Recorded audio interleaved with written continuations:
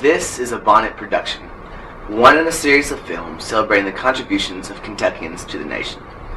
Bonnet Productions is a student enterprise of North Junior High School, a school within the Henderson County, Kentucky school system. I, Clint Morris, am here today, June 14th, 2001, in Louisville, Kentucky, to speak with Mr. Herbert Buehl. It's an honor to be with you, Mr. Buehl. Thank you. Could you tell us a little bit of how you got into the service? Well, it was actually right after the Depression. Perhaps the Depression was still going on at the time. And to get a job was almost impossible. And our family didn't have enough money that I could go on to school. We didn't have the opportunities that the people have today, the young people have today, to go to school. And I was always interested in going into the service. In fact, what I wanted to do was go into, like, the Air Force, into the Army Air Force, because it wasn't an Air Force as such at that time. But my dad just didn't want me to apply. And a friend of his in the General Motors company that he was very well acquainted with had a son that had just gone into the Navy. And apparently they had talked quite a bit about his joining the Navy. And so my dad told me that if I wanted to go into the Navy, he would sign for me. Because at that time, you had to be 21 years old before you could make a decision on your own in regard to that. And you had to be 18 years old before your folks could even sign for you, that they would agree that you could join the service. And so I had taken my preliminary test there at the post office, and the chief who had talked to me came up the following night then to talk to my dad and to get him to sign the affidavit or whatever it took for me to get into the service. But that's how I happened to join the Navy. Where did you train? Where did I what? Train. I trained at Great Lakes. I actually joined the Navy on October the 8th of 1940 and was sent to Great Lakes for my training. But because the war was quite imminent at the time, they just more or less kept you there long enough to have you get all your shots and so forth. Although they did have a couple of days showing us how to tie different knots and whatnot that you use in the service and so forth. And then they had an Olympic-sized pool, and we had to be able to swim completely around that in order to qualify and go to sea, which I did. I had taken swimming in the school, which we were fortunate to have a pool, one for the girls and one for the boys, So that's how I learned how to swim, and that's where I got my preliminary training. But that was over just prior to Thanksgiving, and they let us go home for the Thanksgiving weekend. We might have been gone 3 or 4 days, something like that, and then had to report back to Great Lakes again. And at the time, they asked a certain number of us that had taken a test, a qualification test, to tell them what branch of or what type of work we would like to do. And you could put down 3 different categories. And I put down aviation machinist mate. I don't know if I put electrician second or what. I can't remember what the third one was.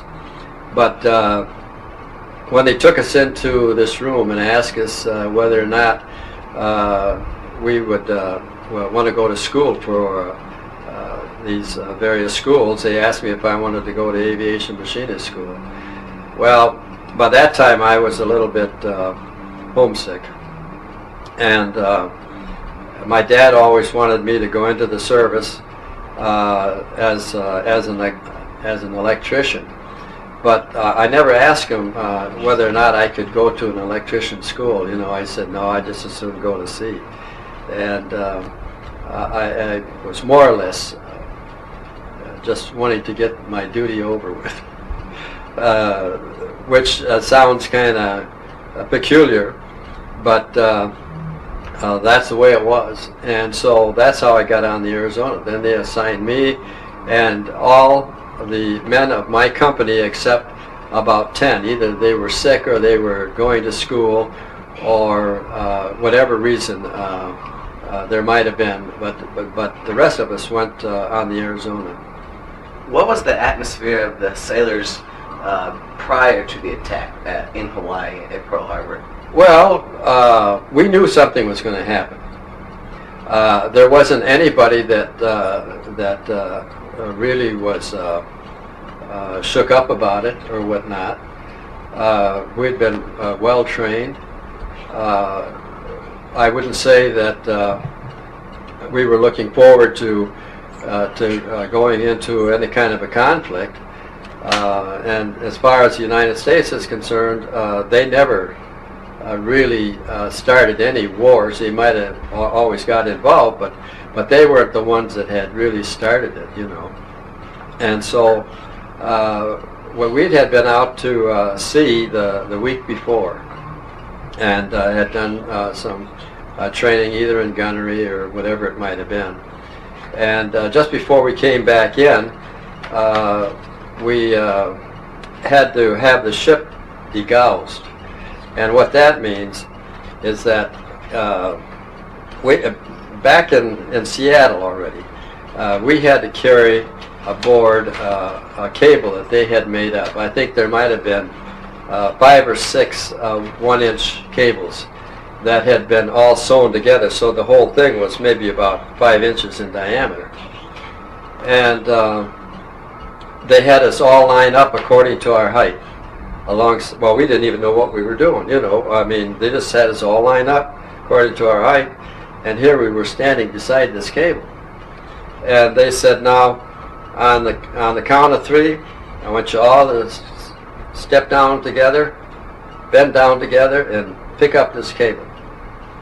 So that's what we did, and that thing was heavy. And we had to put it up on our shoulders, and I thought I was carrying the whole thing myself, but I guess I wasn't. But anyway, that's what we put on board the ship. We put it all our way around the outer edge of the deck, the whole length of the ship. And that then in turn was connected to a resistance box that we had down in the forward distribution room.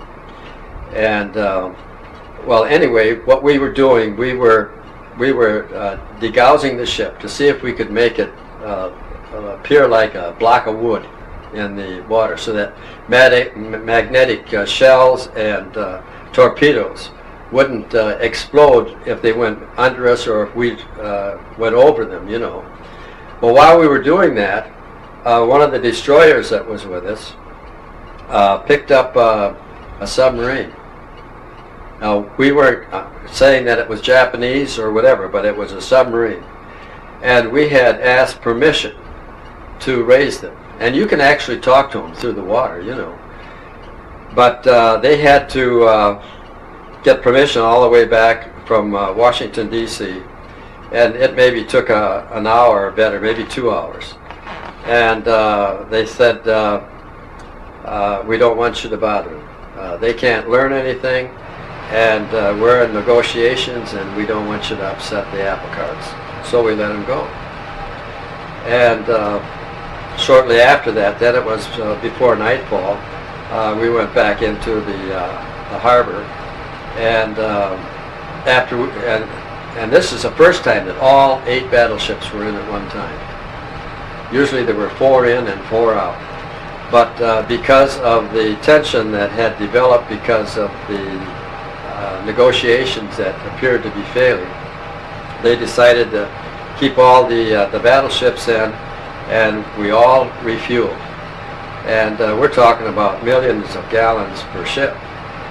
And we were more or less on standby, but on Saturday it was a normal day as far as we were concerned. They let us go ashore, and it was just before Christmas, and so I had done some shopping to get Christmas gifts and whatnot for my family, and we came back that night, and it was a dark night. It might have been a moonless night, but the whole harbor was all lit up, you know.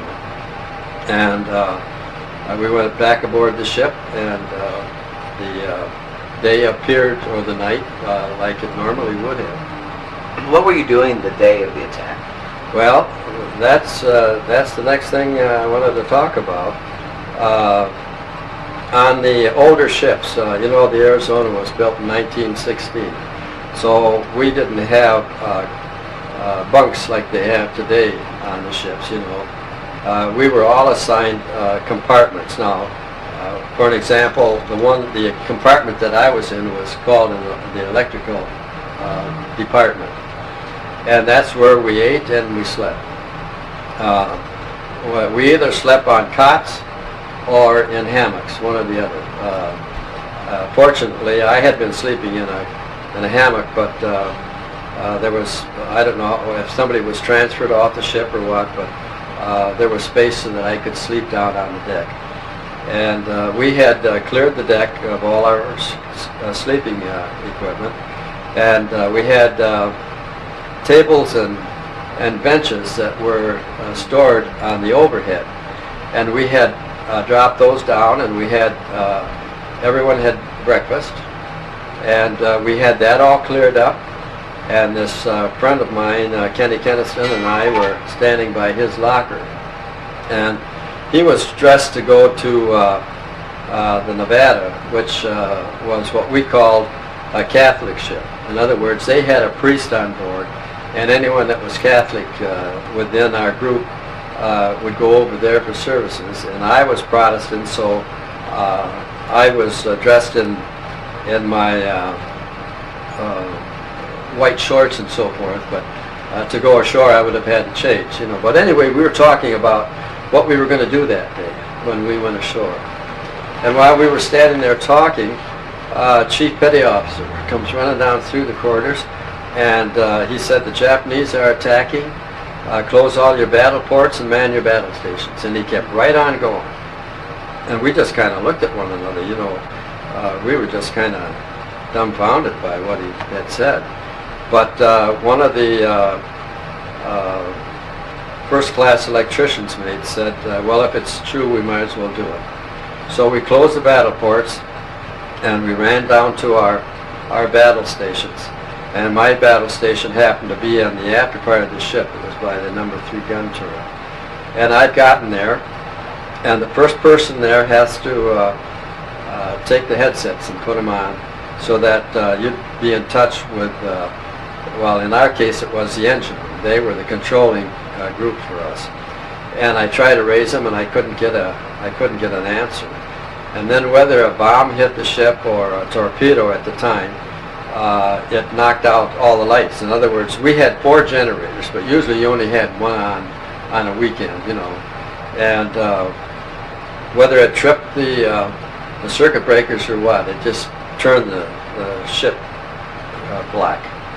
And being down that far, there's no lights or anything.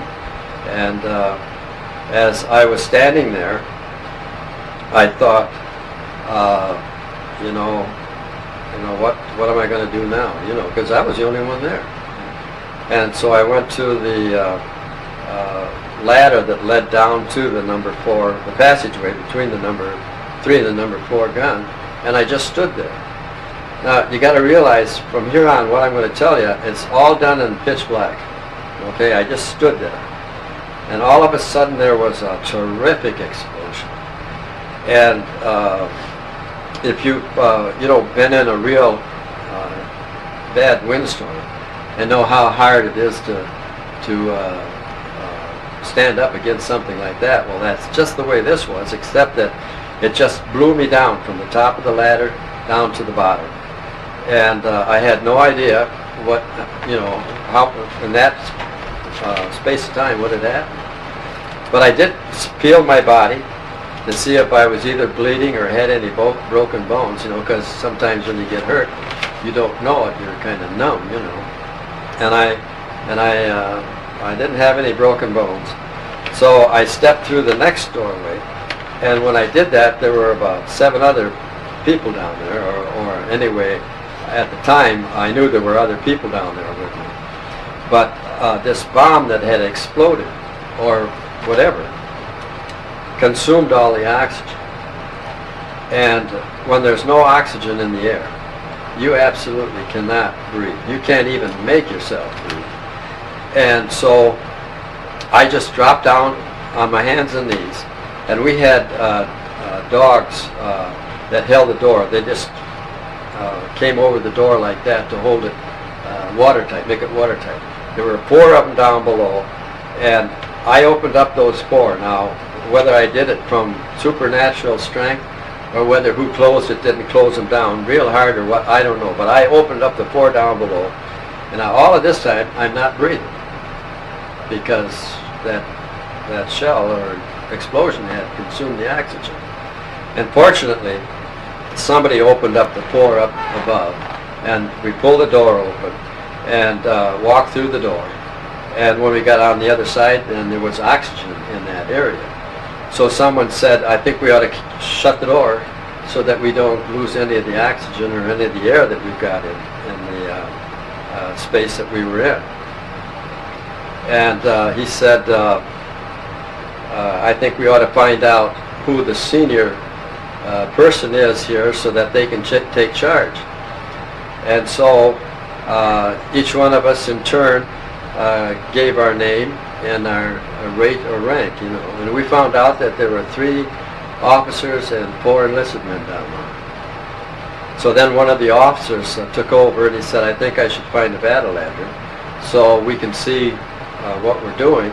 And he said, I don't want to give the order to abandon ship. He said, I'll go up through the turret and report our condition. Well, he might have been gone for 10 or 15 minutes. I don't know. I mean, one thing about time under situations like that doesn't really mean a thing. You don't even think about time. Well, anyway, fortunately, he came back down, and he said, we might as well abandon ship. He said, I couldn't find anybody topside, and everything forward of where we're at is on fire. So we went up through the turret and got down on the deck, and we had a raft on the side of the number 3 gun. So we took that down and we threw it in the water, but we forgot about all that oil. So we each jumped into the water. Well, then after you jumped into that oil, you know, I mean, there's no climbing back on board that ship. And so I swam over to the key. There are 2 great big cement blocks like that the ship is tied up to. And there's wooden bumpers along the side that's about 1 foot thick. And there are springs on the back side of them, you know, so that it kind of gives a little bit.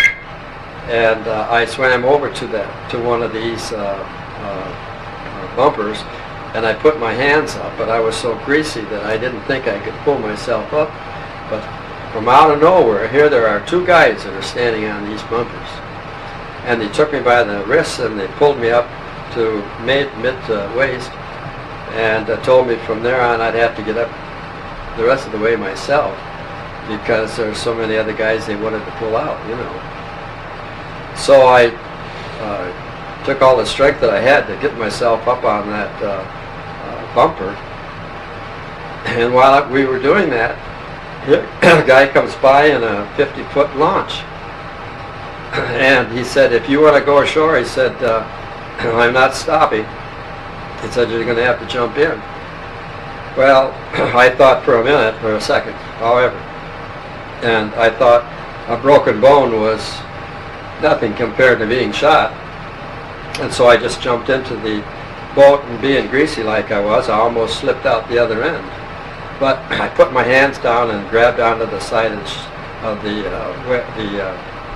launch, and he took me over to the Ford Island. From what you could tell while you were living in Arizona, would you think that it was mass confusion or people panicking? No. Some of the fellas, you know, when I told you about getting through the doorway down below, you know, into the fresh air. Some of the guys had actually started to lose it. You know, they were pounding on the door and saying, "Open it," and all of that. You know, which don't mean a thing. You know, I mean, if you can't do something for yourself. But that's the only time that I saw anyone that really had lost their nerve or whatever. Why were so many men trapped on the ship? On the Arizona? Well, that thing was completely destroyed. In 9 minutes it sank. I mean, it was just blown apart. And with all that oil on there, it caught on fire. And for 3 days there was nothing but just solid black smoke. And now for an example, I was originally in the power distribution room.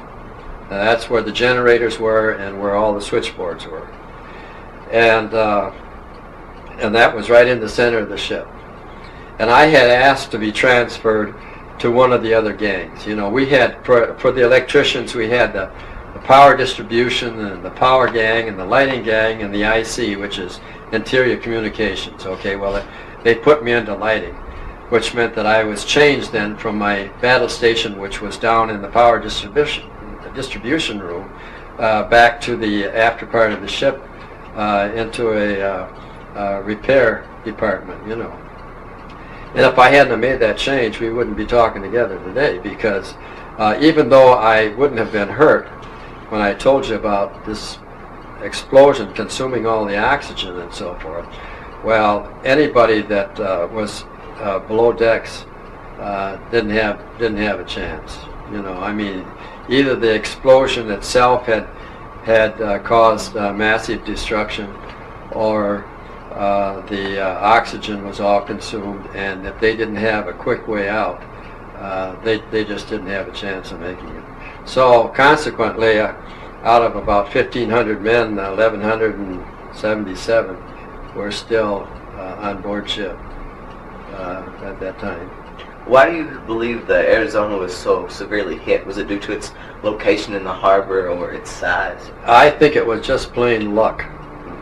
Because what they had done, in fact, I've got a movie, it's an 8mm movie, that was taken during that time by more than likely Navy photographers, you know. And what I was concerned about is whether or not I could actually see the bomb that had hit the ship. And so I started stepping it one frame at a time. And when I got to the one just before the explosion, you could see a white, well, it was like a sliver, like coming down. And that bomb was made intentionally to be an armor-piercing bomb. What it really was a 18-inch shell from one of their guns that they had modified to be a bomb. They knew that they had to drop it from at least 10,000 feet in order to get enough force to penetrate through. Well, when they dropped it, you know, we were all lined up in a row, and it just happened that the Arizona was a ship that he hit. You know. How was the attack like the movies? And how was it not like the movies? Well, like I told you, I didn't see a whole lot of the attack. In fact, I never saw a Japanese plane. I never saw any firing. All I saw was all the destruction. Now, here again, I'm talking about time. They said it was 2 hours, roughly 2 hours, that this attack took place. Now, out of that 2 hours, how much of that time I was on the ship or whatever, I don't know. But we never had any air raid alarms after that, you know, because they came in 2 different waves, okay? We never had any air raid alarms or anything to indicate that there were any Japanese planes in the area, which there could have been, but usually you'd see them if they were. But to be very honest with you, I wasn't really looking for them either. I was trying to find a place where I'd be more or less safe because I couldn't do anything. I mean, my job more or less was depleted. It was gone. You know, I fired a rifle once, but I don't think I ever hit the target. And you know, I'd have been the least defensive individual that they'd had there to protect us if they would have come back. And that's the thing that we were afraid of, is that they were going to come back. But I would say that from the time that I was aware of what had taken place and all of that it was over with. Did you feel that Admiral Kimmel had the necessary information to warn the fleet? You know, I think it was one of the worst things that ever could have happened to consider Admiral Kimmel and General Short as the fall guys. Because I don't know about General Short, but I know Admiral Kimmel was very, very proficient at what he did. And I don't know if you've ever seen the movie. I think it should be very documentary, and that was The Sacrifice at Pearl Harbor. I'm sure that there were people that knew. I know there were people that knew, except that the higher-ups, for some reason or the other, just didn't want to give in to that fact. And I felt very sorry for Admiral Kimmel, and since then he's been more or less recognized as not being at fault. But he died before he knew that himself, you know. What did you know about Tojo? Well, we didn't know too much about Tojo, except that I don't know at the time if he was in charge or not, but what they were looking for then was somebody that was really very, very militaristic. And I think Tojo was one of those people, you know. We never had too much said about him, you know. Anything but the other Japanese leaders?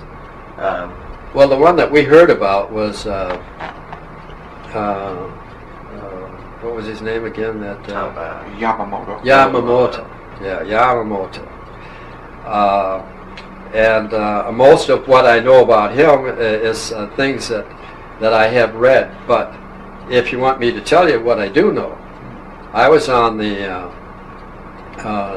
destroyer Farragut at the time. And you may wonder, well, you know, how do we know all of this? But, you know, at least at that time in the Navy, the word got around. We called it scuttlebutt, okay? But we knew a lot of things, but we didn't say anything. And we knew that there was something coming up because we knew their code. You know, we had broken their code, and then the word that we heard was that he had been shot down. Now they didn't give us any more information than that. Most of what I know beyond that is what I've read or whatnot. But we knew that he'd been shot down. But they said, whatever you do, don't say anything. Number one, they didn't want us to know. They didn't want the Japanese to know. How did we know all of this? And the reason we knew it is because we had broken their code. And so we just never mentioned it from that time on. But we knew about it. When did you contact your family? Well, I had been in sick bay on Ford Island. As I told you, this oil, you know, that I was covered with and everything, apparently I had gotten some of that in my lungs too. And I was just feeling terrible. Well, really what started out here, when I got to Ford Island, they were going to get some mattresses down and have us lay down in some mattresses. Well, by the time they got the mattresses, they also found out that there were women and children on the island because the officers had their homes up there, you know. And they said, we don't want you laying down on any of those mattresses, and get them all oily. And no one said exactly what we were supposed to do anyway. But I walked to the end of the basement. This house had been built into the side of a hill, and it was open, just like this would be open. And I walked through the basement and got to the far end, and here there were two officers sitting at a card table. And they said, line up here. We want to know your name and rank and serial number. Well, I lined up and I gave him that information, and when it come to the serial number, you know, in a lot of ways I had kind of half forgotten that, but I didn't put it out of my mind, because when we were at Great Lakes, they said, I don't care what you forget, but never forget that serial number. And so I thought, well, this 300-19-34 must be the number they want. So that's what I gave them. And they never questioned me. And that was right. But then, since we were all, I just had my skivvies on. You know, I'd kicked off my shoes and everything, trying to swim in the water. And they said, I think we ought to get you some clothes to wear. And they said, why don't five of you come with one of the officers, and we'll go up into the homes up there on Ford Island and get some clothes and shoes and so forth. And they said, now one thing, don't touch any of the women's clothes. And don't touch anything other than those clothes, which is what we did. So we took the clothes, I did, these other guys were in other buildings, and we took the men's clothes, went back down to this shelter that we were at, and gave them to the officers, and then they started distributing the clothes. And the clothes that I got were the right length, but he was a little heavier than I was, because I only weighed about 120 at the time, you know. And so these pants, you know, were really loose on me, but I don't know, I guess he did have a belt or something that I could really tighten them up. And they said, now, we want you to go up to the hangars and help them out wherever you can. So I did. I went up to the hangars. Now, you got to realize I'm still all full of oil and everything. Nobody said anything about washing up, cleaning up, or nothing, you know. They said, go up there and see if you can't help them out. Well, what they needed was machine gun belts for the planes. And these planes, the ones that were left, you know, were on the carriers. The carriers hadn't been in the harbor, so they were all out at sea. And so from that time that I was there until dark, I was making up these machine gun belts. And you had to put so many bullets in a belt, you know, and I was doing that. And when night came, you know, they said, well, if you want to go over and eat something, you can. But I just was so dog tired by then, and just didn't feel up to it. So I just stayed there in the hangar. And you would think that Hawaii would be warm during the day or at night, but it's not. December anyway, it's winter there. And I was really kind of cold. I didn't have anything to wrap around me or anything. And so by the next morning, I was really not feeling too good. And when they had chow call, I decided, well, I want to go to sick bay and see if I can't get over this shortness of breath that I've had. And so I did. I went into the sick bay. And one of the pharmacists was one of the men that was with me at Great Lakes in boot camp. And he said, just jump into bed and cover up. And I said, well, I'm all oily. I said, I'm going to get these sheets and everything a mess. And he said, that's okay. He said, just jump in bed and lay down. And so I did. And I didn't sleep too well that night either because I couldn't breathe too well. But the next morning he said, we're going to give you one of these Indian pipes. It had a water base on it, and then he put some sort of medicine in there, and the water would the steam from that water would go through it, and then that's what you breathe. And he said, now each time you breathe in, you want to breathe a little deeper each time so that it penetrates down into your lungs. And so I did that, and I did that most of that day. And then I think I slept there again that night, and then the next morning when I woke up, he said, are you feeling any better at all? And I said, well, yeah, I am. But I said, boy, I sure need to get cleaned up. And he said, well, why don't you go into the shower and wash your hair and so forth. Well, by now I was kind of weak and what have you, and when I'd bend over in the bowl to try to do my hair, I couldn't both scrub my hair and hold on at the same time. So I told him I couldn't do it. I needed somebody to help. So they came in and helped me do that and get all cleaned up and so forth. And they had changed the bedding and put me back in bed. And they said, now this is the next morning. Okay, this is about the third day. And they said an officer is going to come in and check you over now to see whether or not you're fit to go back to duty or what have you. Well, I had hung his clothes on the bedpost. And here was just a little short guy, he came through the door and he said, where'd you get all those clothes on that bed? And I said, well, we went over into the officers' quarters in Fort Allen and we took them so we had something to wear. And he said, well, they're mine. And he said, I've got a good notion to put you on report. And I thought, well, if that's the best he can do, So anyway, he just grabbed his clothes and his shoes and he walked out of there. He never did check me over. And this pharmacist said to me, now don't say anything, Herb. He said, I'll take care of you. So he asked me for my sizes, and so forth.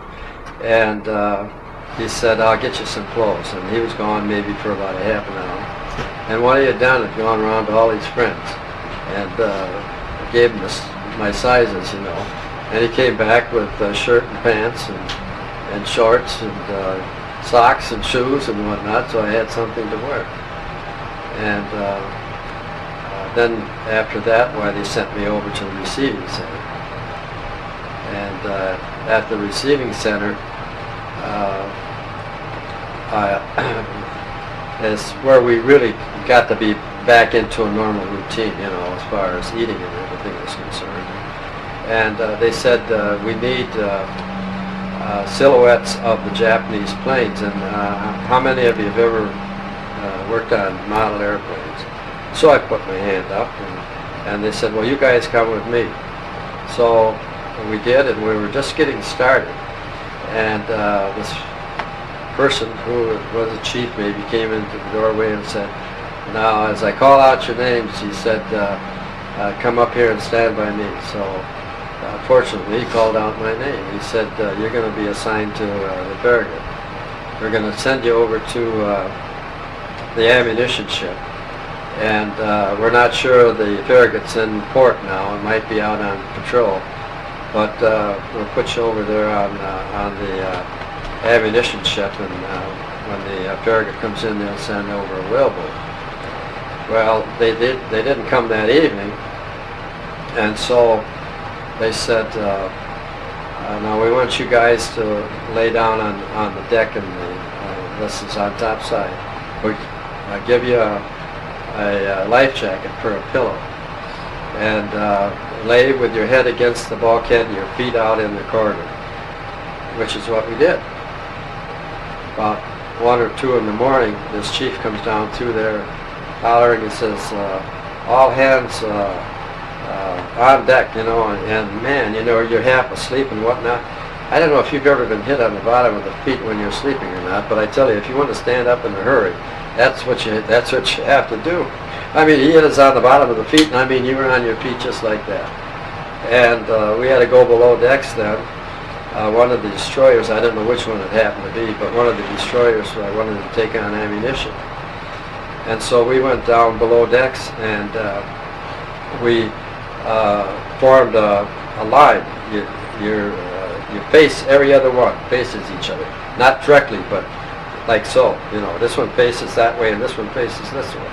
And you put your hands out like that, and now we had what they called semi-fixed ammunition. So the shell wasn't part of the regular part of the shell of the gun, So anyway, they would start out with these shells, and you just kept going back and forth like that, and you'd be surprised how fast you can move the shells. I mean, that's a super conveyor line that we didn't have at the time. But it wasn't long, maybe half an hour or so, and we had sent all the ammunition they needed onto their ship. And went back up and lay down and went to sleep again.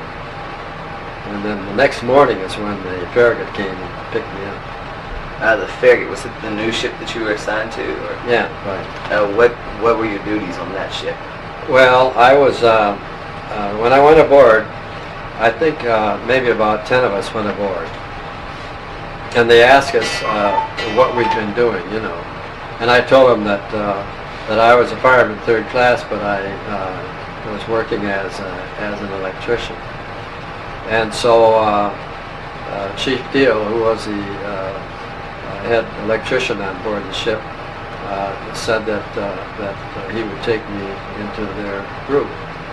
And I told him what had happened. I don't know how interested you are in this, but this is what took place. When I was on the Arizona, I was striking for third class. And I had enough time in to take the test for a third class electrician. And we did this in our compartment where we ate and slept. And we had 3 different tests that we had to take. And one of them was knowing, your ships in the Navy and so forth. And forget just what the other one was. But then the third one was more or less a mathematical type test. Well, we had taken the first 2 tests, but then the lunch hour came up. And they said, now, we want you to turn in all these tests, we don't want somebody sneaking one of them out. Well, unfortunately, someone did. And these guys went down into the electrical compartment where we had kept all our equipment and so forth. And between them and the chiefs and whatnot, they figured out a lot of all of these questions, So when they came back, well, in fact, what happened over the noon hour, one of the first class electricians said to me, he said, "Herb, you're the only one that's passed so far." And so anyway, when we came back, we had to finish that third test. And apparently some of these other guys did better on that test than what I did. And so what they did, they needed the electricians, okay?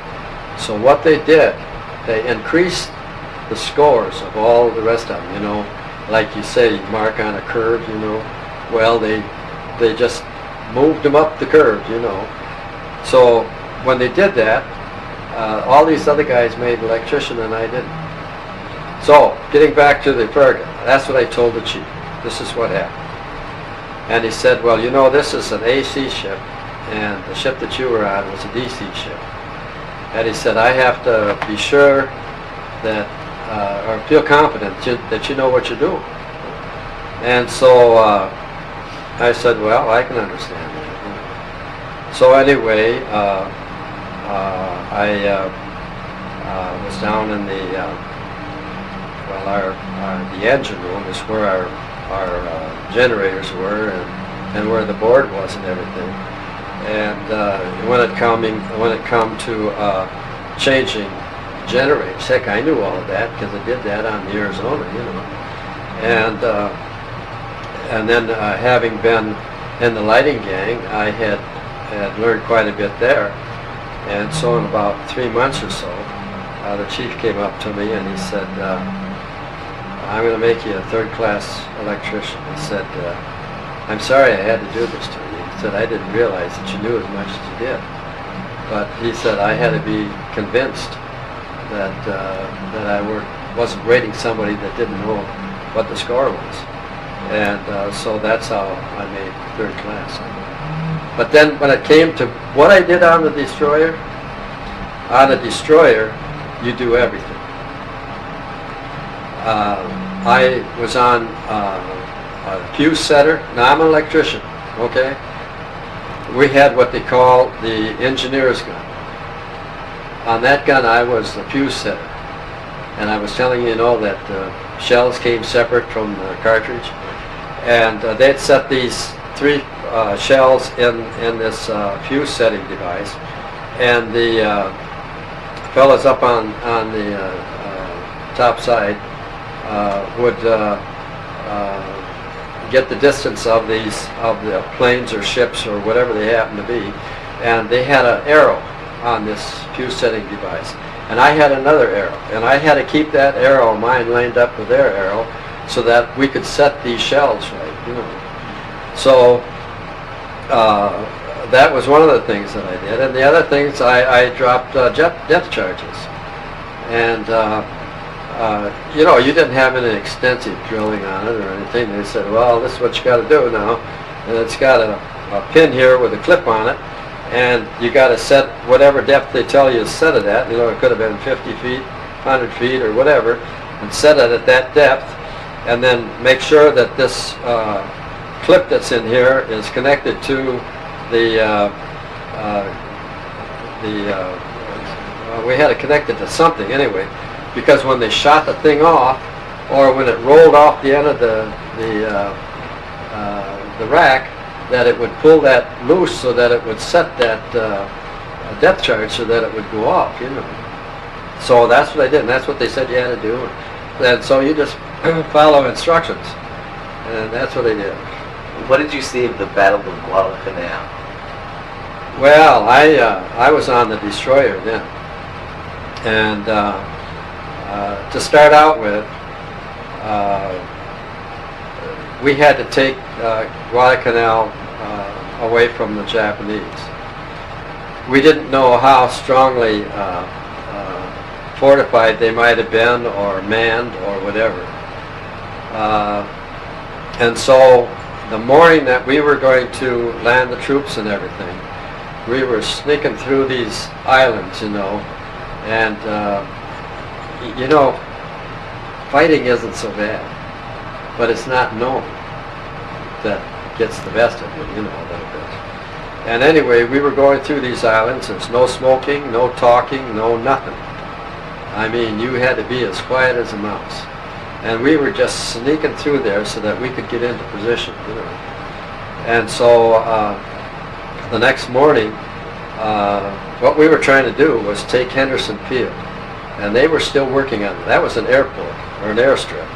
And we wanted to take that away from them so that we could have a place for the Marines to land their planes, And fortunately, we were able to do that. And later on that day, the Marines that had landed didn't have any heavy guns, So we were maybe just, if it was a half a mile out, it would have been fire. But it was maybe a half a mile out. And these Marines wanted some support. And we said, well, do you have any smoke bombs or anything that you can let off so that we can see where to shoot, And they said, yeah, we'll set you up. And so this white smoke had come up like that. And I think we fired over there about 5 times. And these guys radioed back to us and said, good work, right on the button, you know. So it was really surprising how you could work together that way, you know. But in the end, we finally took over that island. But you know, they were trying to reinforce it themselves, you know, and they had destroyers that they had. I wouldn't say they specially designed them or anything, but they used them as troop ships because they were fast, you know. And every night, sometime after midnight, they would run these ships down through there in order to reinforce their troops. Now, at that time, you see, the thing I don't understand why, but I can in a way. It's kind of like you talking to me about something that's real new, and I don't know a whole lot about it, you know, so I'm not so keen on using it. Well, that's the way a lot of these officers were. They didn't know anything about it, and they didn't want to get involved with it, and mainly because it was the enlisted men that did all the work, you know, or knew anything about it. And so instead of using the radar to pick these ships up, you know, they'd use the old-fashioned way, and the Japanese just happened to be a little better at it than what we were. But to get back to the Coral Sea now, there were three of us. There were 3 cruisers and 4 destroyers, and now we had this radar, and for some reason or the other, now. Up until this time, I never operated the radar, but this officer came up to me, and he said, "We'd like to have you operate the radar." Now you're not getting much training, you know. They just say, "Well, just fiddle around with it until you get it figured out," and which is what I did. And it wasn't too long after having done all of that. That must have been about maybe 4 o'clock in the afternoon, and I was watching the screen. The screen was small; it was only about that big, but it had rings, circles around it like that every so far, you know, and that indicated maybe the furthest distance would be maybe 50 miles. See, it all depended upon how tall the ship was as to where the horizon was. I mean, you can't go over the horizon, you can just go to it. And so you use that as your guide. And I was, we had an automatic sweep, and I was running this automatic sweep, and all of a sudden I see what we called a blip. And so I reported it to the officer of the deck. I said, I'm getting a blip on the screen that I didn't see before.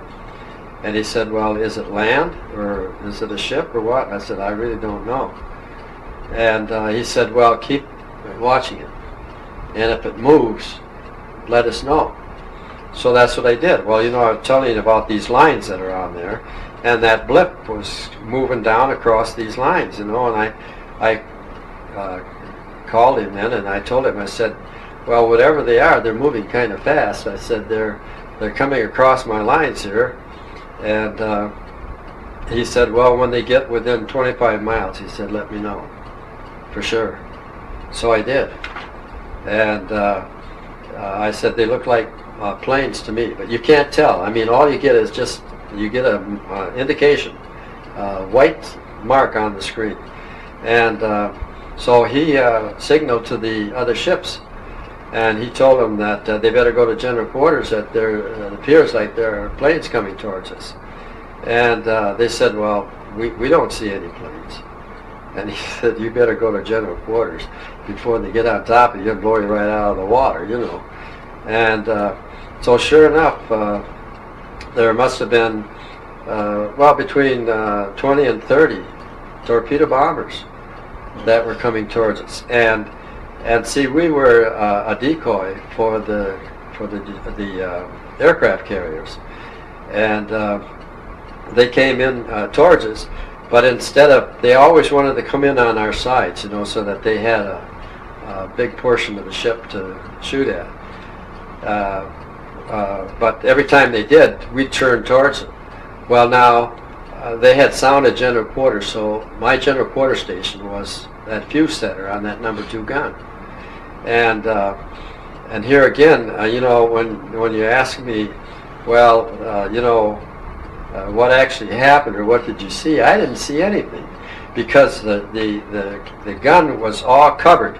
I suppose it was for flak and stuff like that. So you were kind of like inside a little housing. You didn't see anything. You just did your job, and that was it.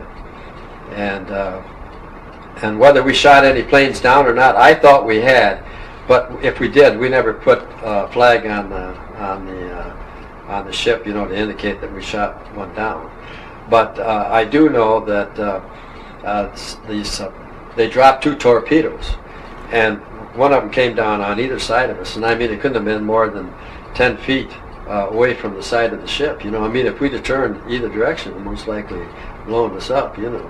But these guys that were shooting the 20s and the 50s, were shooting at them going between the 2 ships. Then finally somebody from the cruisers over there said to stop that shooting at them when they're going between the ships. You're shooting us, And so we did that. And I don't know if we shot any of them down or not, but I know this much, they never came back. Was it hard to detect submarines on the radar than it was the planes or other ships? Well, it was to some degree, because you had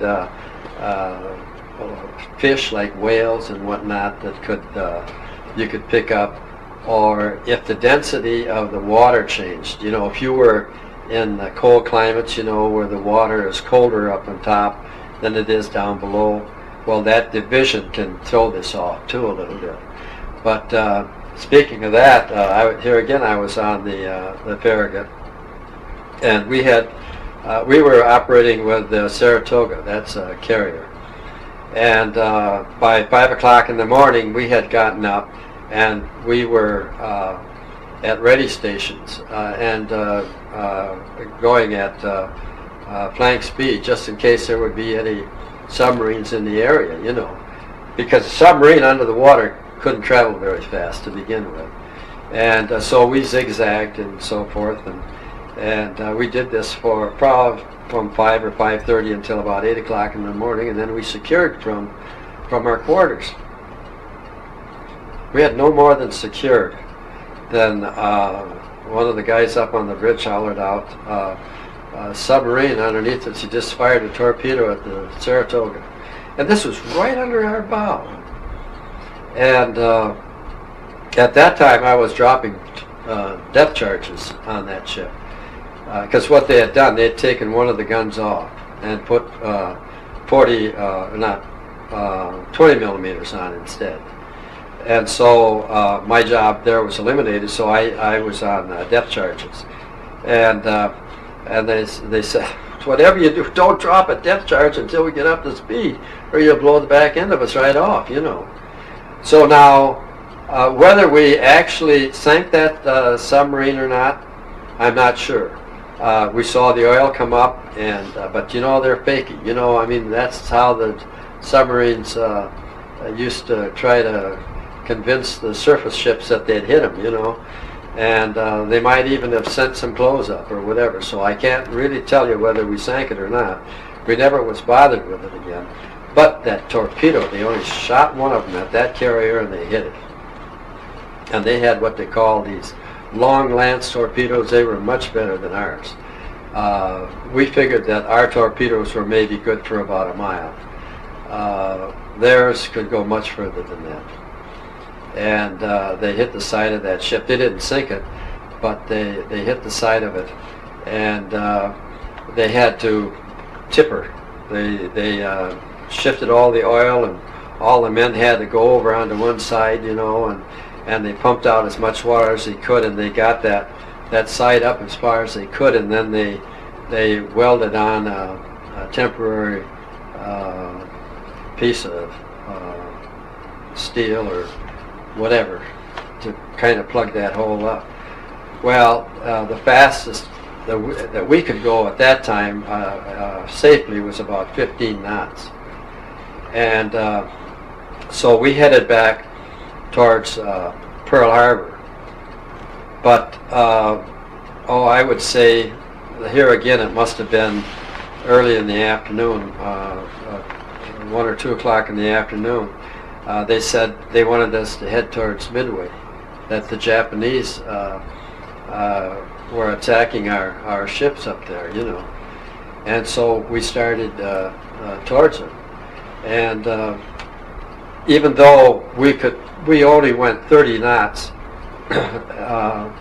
to protect us from having any damage from that torpedo hit that we had. If we'd have gotten up there, and if they'd have had to go 30 knots in order to send off the planes, we would have, you know, we just would have. But about 5 o'clock in the afternoon, they said you can secure from that. They said it's all over. The Japanese, you know, they really lost their shirt on that deal. But anyway, we went back to Pearl Harbor, took the carrier back there, and you got to tell me when you want me to stop talking. Oh no. Did your ship play a role in the battle for the Aleutian Islands? The Aleutian Islands, right? Now that's the next thing that happened. We went back to the States, and we didn't know exactly what we'd gone back for in particular, but whenever we did go anywhere, we always escorted ships back, you know. So we escorted a convoy back to the States, and we weren't there too long. I don't know if they did anything to our ship or not, but they said that we would have to escort some ships up to the Aleutian Islands, and so that's what we did, and that was in April, May, something like that, which was still cold up there, you know, but it wasn't the dead of winter. But we went up there with these troop ships, and by that time, you know, we'd really knocked the wind out of their sails, you know, with Midway and with Guadalcanal and everything. They were just trying to hold their own, you know. And we went up to Attu. Now, Attu, you know, the Aleutian Islands are a bunch of islands in a string, and Attu is one of the farthest ones on this chain. It's one of the closest ones to the Japanese islands. Okay. And we went up there, and what we were mainly was support for the armed services, and we had support also from the Air Force. They were flying B-24s up there, and between our shelling, and we had some of the battleships that had been sunk at Pearl Harbor up there with us. And so we were actually support for the armed services, and that went ashore. And whenever they needed any help, there again, they usually set off a smoke bomb too or something, you know, so that we knew exactly where to go. And it wasn't too long. The Japanese actually left. You know, I mean, whether you felt that we ran them off or not, I don't know, but they left because they knew they weren't going to be able to hold on to it. Was your ship ever attacked by kamikazes? Well, now I'm on a different ship. Now I had gone back to the States. I was on a sub chaser for about a year, and that was along the East Coast.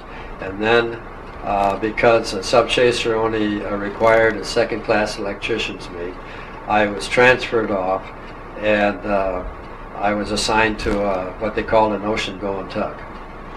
Now, that doesn't sound much like a fighting ship, but ATA is auxiliary tug attack is what it's for. We had a 3-inch gun on our bow, and we had several 20s and I suppose maybe some 50s on it too. We were never attacked, but we towed all through the Pacific Ocean, over in the Philippines, and then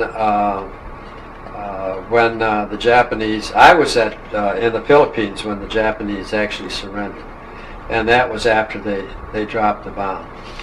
Now I know a lot of people feel that we should have never done that, and it was a horrendous thing to do. But the point you got to remember, sometimes you got to do drastic things in order to get people's attention. I mean, my gosh, they had firebombed, they had bombed, they had done everything, dropped leaflets, and the Japanese just would not give up. And I mean, that's after we'd taken over Okinawa and all of those islands over there. But we just thought that they were going to fight tooth and nail for the mainland, and we were just getting tired of this constant fighting all the time. And if the bomb was going to do it, we were all for it. And so when they dropped the first one, it shook them up, but they didn't know what it was. They were used. There must have been a whole fleet of B-29s that came over and just dumped the load on us, you know. And they said, "What do you mean? We never saw any planes." And they said, "Well, there was one up there. Yeah, that was it. But see, that was the one that was carrying the bomb." But they asked him again, you know, "Are you willing to surrender?" No. They didn't want to want unconditional surrender, because they wanted to have some say in how they were going to surrender. They said, "There's no way you're going to get any say in how you surrender now." And so the next day, or 3 days later it was, I guess, then they dropped the second one. Well, by that time, that's when what's his name, the Prince of, was it Hirohito, said, "You know, enough is enough." He said, "All we're going to be doing now," not that they hadn't been doing it to us already, but he said, "All they're going to be doing now is killing people." And so that's how they surrendered. But then we were I was on the landing force that landed the troops on the island now, the main island of Japan. But we still did it with caution. They said that they would get rid of all the mines in the bays. They would get rid of all of those, and that they wouldn't shoot at us. But when we went in, the minesweepers went in first, and they did cut a mine or two loose that they never got. And so then we had to explode those. And then after the minesweeps had gone in and cleaned the bay, then is when the troops came in. And then we stood by so that if they got stuck on the beach, we could pull them off, you know, things like that. And we went, on that ship I went through a couple of hurricanes too. But you know, that tug was like a cork on the ocean, you know. It just up and down over everything, you know. It wasn't like some of your bigger ships were concerned, you know. It just rode the waves, you know. And so we made out real well in both cases. What did you do when you returned to the States after the war? Well, I was still in the Navy for a year yet, and when I finally got back to the States and discharged, I was discharged from Great Lakes again. They wanted us, some of us anyway, to sign up again, but by that time, it wasn't that I didn't like the Navy, but I just had enough of that kind of lifestyle. So I actually retired from the service, and then I had to take a test for the telephone company, and they said that I was too small for heavy work, you know, like climbing poles and all of that. And so they said, if we need you later on, now this was like in April, if we need you later on, we'll give you a call. So they called me like the end of July. And so I worked for the telephone company. I just thought, well, if I don't like it, I could always go back to school, you know. And I had an idea, a plan that I was going to do there too, but I decided I'll try this out first. It may be my only opportunity to do it. Well, 38 years and 4 months later, I retired from the telephone company. But I did absolutely everything in the telephone company too. Have you been to the memorial in Pearl Harbor for the Arizona? Well, it's been about 4 times, I think, and we're hoping to go back this December. And this will most likely be about the last time because, well, I would be one of the youngest ones. That would be what you call Pearl Harbor survivors, and I'm 79, and most of them are older than that. And between sickness and death, the number is dwindling down so that there's not too many left to go anymore. Really. But we're definitely hoping to go this one last time. How would you have us remember the brave soldiers and sailors of World War II? Well, I tell you,